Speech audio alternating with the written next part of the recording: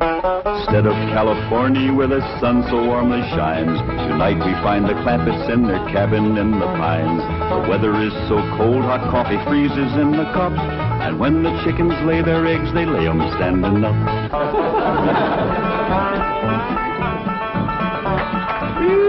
Doggy's gonna be a cold one tonight. Somebody better get ready to pry that sun up in the morning to get it started. Yeah, sure will be glad to get back to that nice warm mansion in Beverly Hills. It ain't no fun sleeping on this cold, hard floor. That's a fact.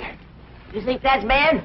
You ought to try sharing a room with that wild daughter of yourn. Well, leastways you got a bed. That ain't a bed.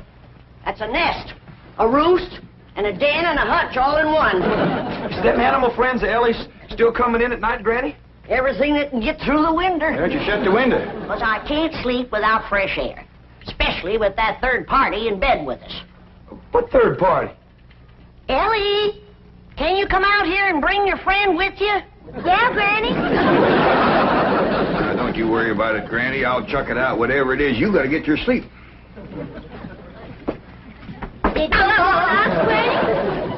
Your pa wants that polecat. Give it to him. Now, wait a minute. Don't point that thing at me. We don't want to get drove outdoors on a night like this. Well, don't you want him, Pa? I just want to say that Granny'd appreciate it if he'd have this little fella sleep with his own family.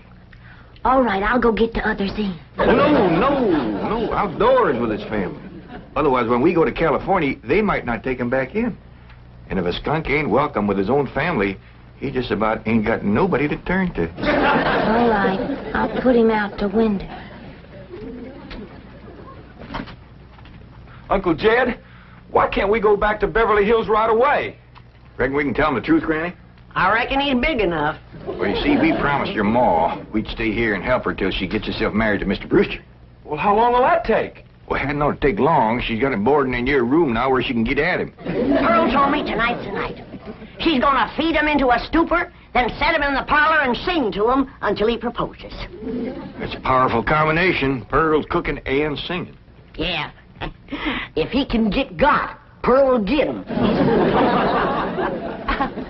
Ain't that a precious picture? Niagara Falls, where the honeymooners go. Understand they're having special winter rates there now. I think I'd better turn in. I've got to get up awfully early. No. You sit down and relax. Jethro and me's got a special surprise for you. It isn't food, is it? Food for the soul and the spirit. Music. What would you like to hear? Oh, anything you'd like to sing. Well, I'll just pick out something at random. Let's try this, Jeffrey.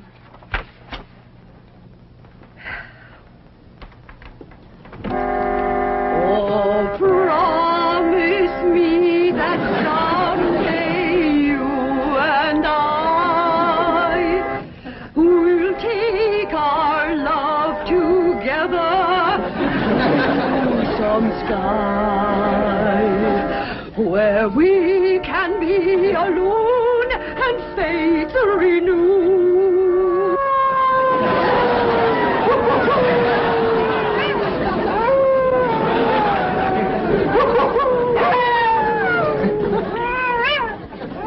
Uncle Jed. Uncle Jed. What's got them wolves so stirred up tonight? Oh, but something sure is setting them off.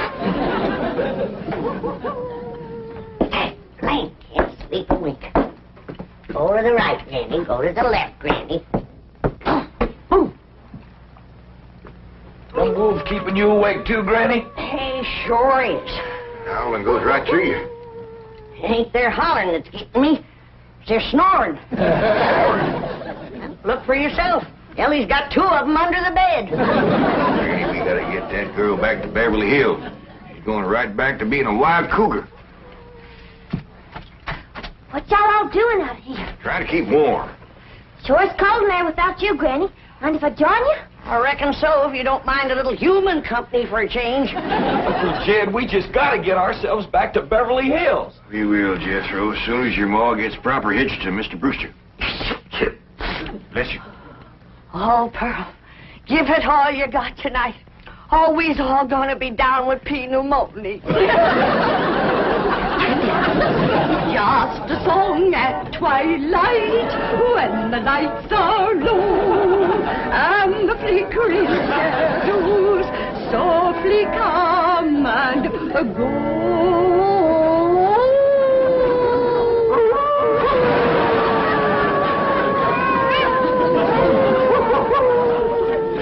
Home joys divine, home joys so pure, love ever faithful and love ever sure.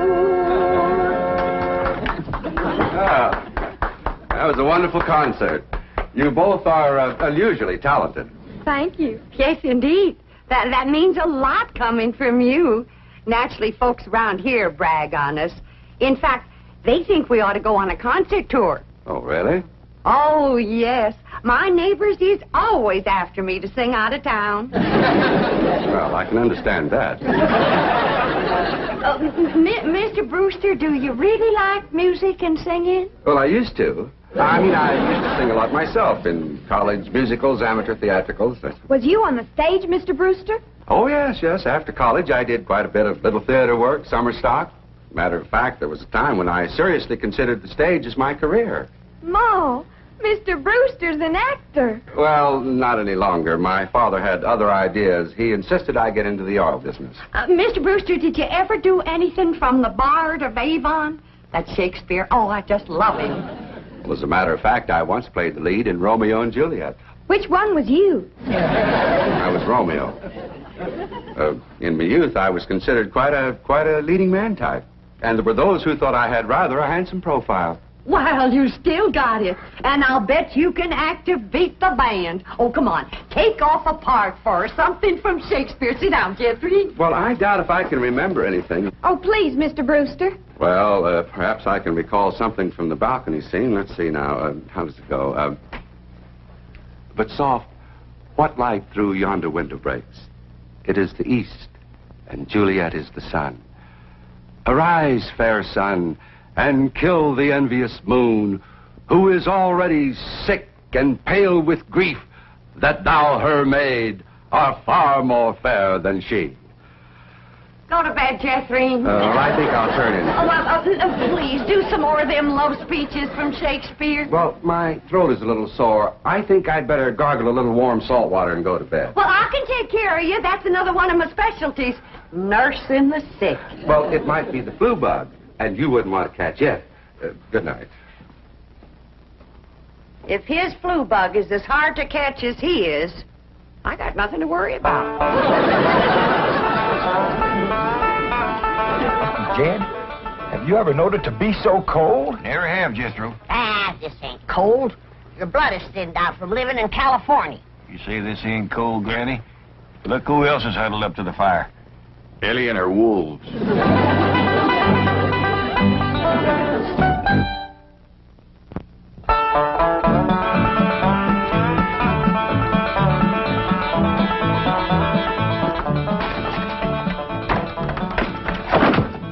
Still cold this morning, Granny. Cold? You call this cold? Why, I remember a winter morning that was so cold that when I went to milk the cow, the milk froze before it hit the pail. I had to break it off in sticks. Yes, sir. I carried a double armful of milk in and never spilt a stick. Gee, Granny, how'd you drink it? Bite on it? Nope. But you did. You're in a right good mood this morning. Jed, I got a feeling in my bones that Pearl got him last night. Oh, I seen Mr. Brewster's car coming down the road, and Aunt Pearl's with him. I told him, my bones is never wrong.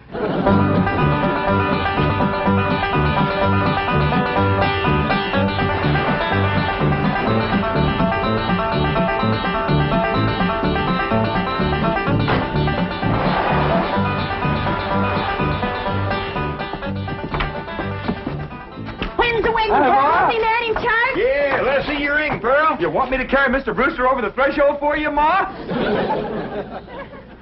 You don't look too happy. She don't sound too happy neither. Oh, all women folk cry when they're about to get married. I didn't get him. Oh. Did you try your best, Pearl? Oh, Granny, I throwed the book at him.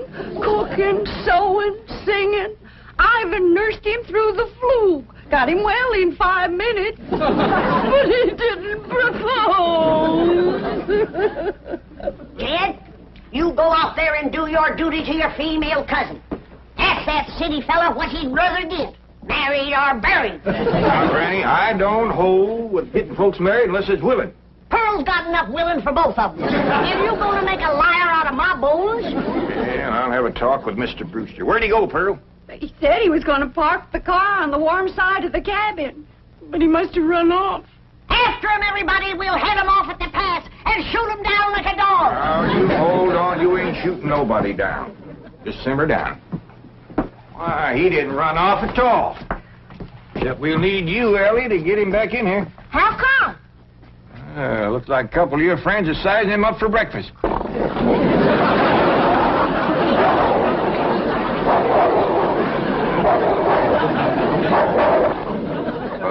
in all sincerity, Mr. Clampett, your cousin Pearl is a very remarkable woman. It's just that, well, I don't want to get married. Oh, I understand that, Mr. Brewster, and I thank you for speaking the truth like a man, but my cousin Pearl has got herself a problem. Oh, what's that? Well, ain't no secrets in the hills, and everybody's dog knows that you've been boarding with her over at her place, and they all know she's had her cap set for you. Oh, I ain't blaming you, Mr. Brewster. Jed? Did he say yes? Can we come out now? Not yet a while, Granny. Well, if you're too chicken to shoot him, Ellie's got her wolves standing by. Mr. Brewster, in order to save my cousin Pearl from shame, I'm going to ask you to do me a big favor. Anything I can do? I want you to propose to her in front of somebody. And let her turn you down, of course. Oh, I see. Of course, yes, that'll save face. Pearl will know that she's supposed to turn me down. Oh, sure, we'll have an understanding with Pearl. Now, the one I think you ought to propose in front of is Elverna Bradshaw. You know, Mr. Clampett, this idea of yours is quite inspired. Oh, it's just a notion. You see, Elverna is the biggest gossip in the hills. No, really, it's brilliant. It combines drama, pathos, suspense. It has a happy ending. Great third-act curtain. It's real theater. Of course, you'll have to be convincing, so Elverna will... Convincing? Why, I'll give a performance that the people of these hills will remember as long as they live.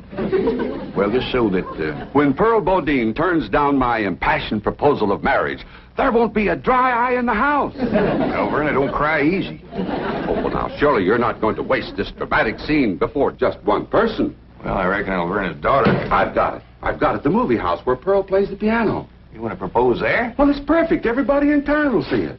Well, want to kind of shame you to be turned down in front of all them people? Well, it's just a performance.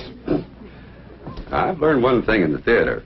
An actor always gives a better performance in front of a full house. Well, doggies, that sure is nice of you. It's my pleasure, Mr. Clampett. Mrs. Bodine, Granny, come on in. Come on in, everybody. How about it, everybody? I reckon we better let Mr. Brewster tell you what's going to happen. Oh. Well, tonight at the movie house, Mrs. Bodine, while the whole town looks on, I'm going to ask you to marry me.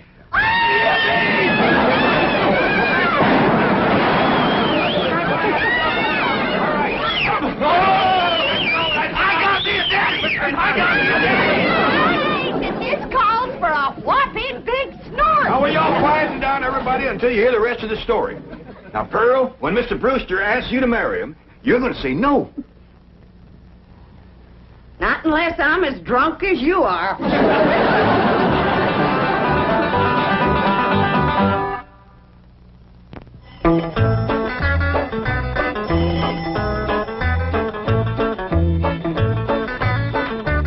Howdy, Pearl.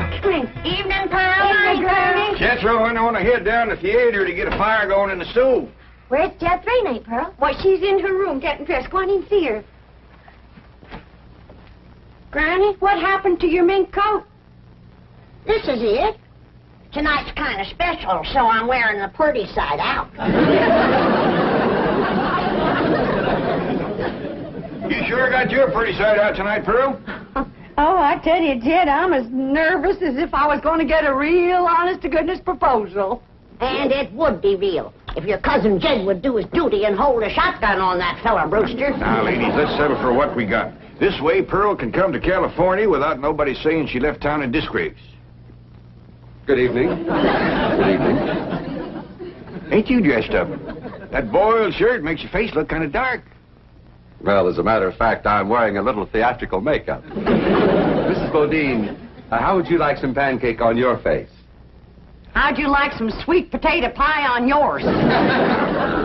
Fetch me some hot possum grease, Pearl, and I'll fling it on her. Now, ladies, you misunderstood me. Pancake is a type of makeup we use in the theater. An actor, like myself, would feel positively undressed without it. I thought you was oil man. Well, that's my business. But at heart, I shall always be an actor. Say now, speaking of acting, you two got it figured out what you want to say? Oh, yeah, we rehearsed 12 times. Mr. Brewster will be sitting on the front row, and when the picture's over, he'll jump up and he's... Excuse me. I've been thinking about that. I believe it would be more effective if I made an entrance. Entrance? Yes, I'll come down the aisle. Oh, all right. And then Mr. Brewster's going to say, Mrs. Bodine, don't go to California with your cousin Jed. Stay here and be my wife. I've been thinking about that, too. After a big entrance down the aisle, that's going to seem like a pretty flat opening speech. Well, you just say what you want to say. All I got to say is, no, I won't marry you. If that's Homer Winch, I'm going to hit him right in the head.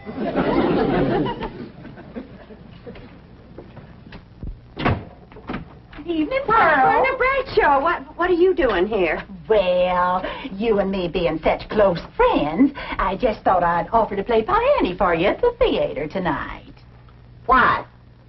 Surely you're not going to show up and have folks whispering behind your back all during the picture. What in the world would they be whispering about? Pearl, I'm your best friend. You don't have to pretend with me. The whole town knows how you've been flinging yourself with that brother of yours.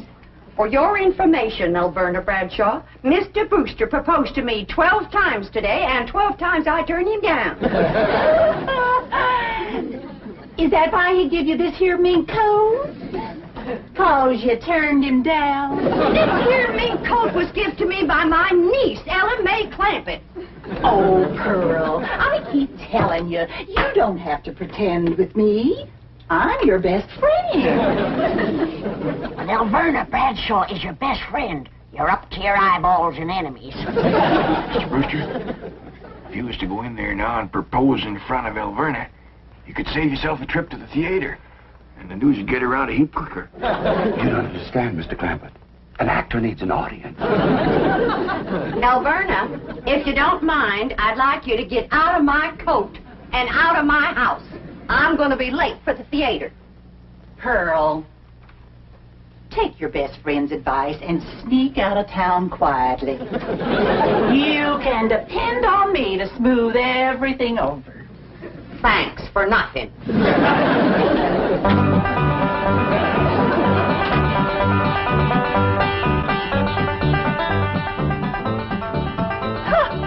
Farewell performance is right. I reckon she'll sneak out of town in a hurry if she ain't already snuck. Mind you, Pearl's my best friend, and I ain't one to talk, but...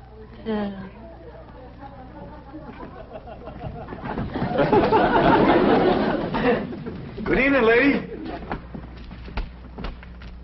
You too, Alverna.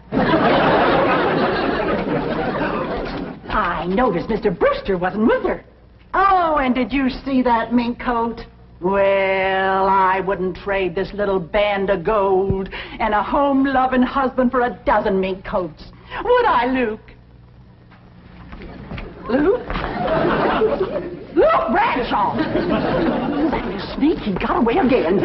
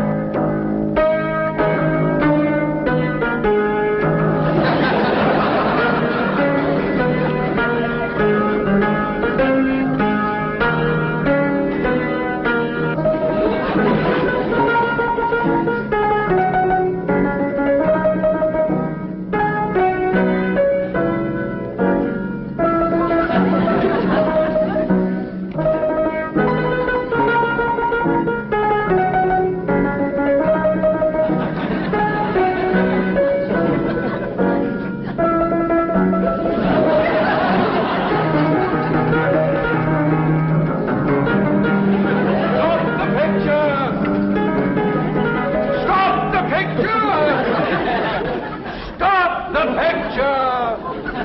All right, Charlie.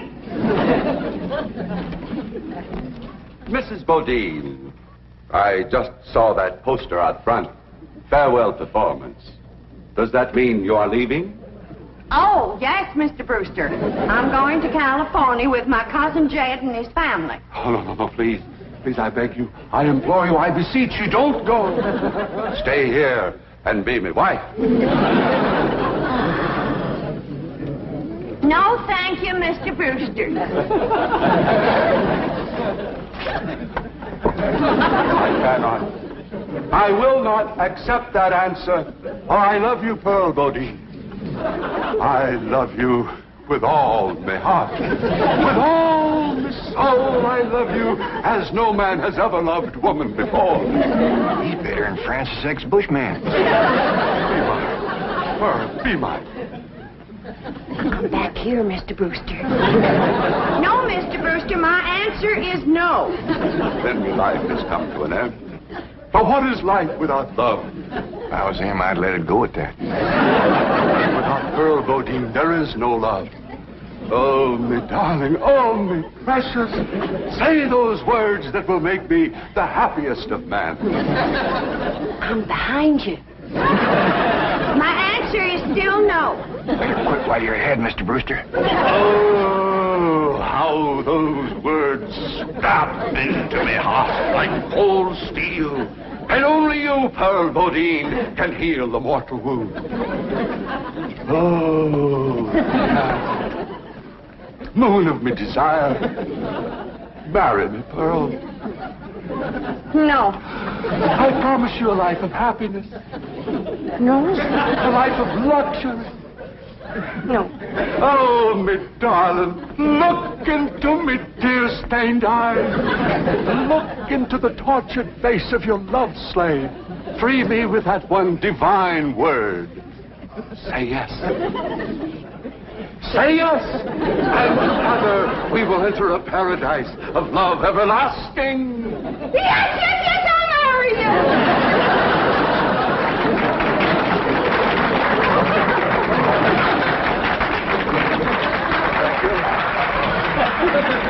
Thank you very much. Did you say yes? Yes. Go ahead and said yes. I was ready myself.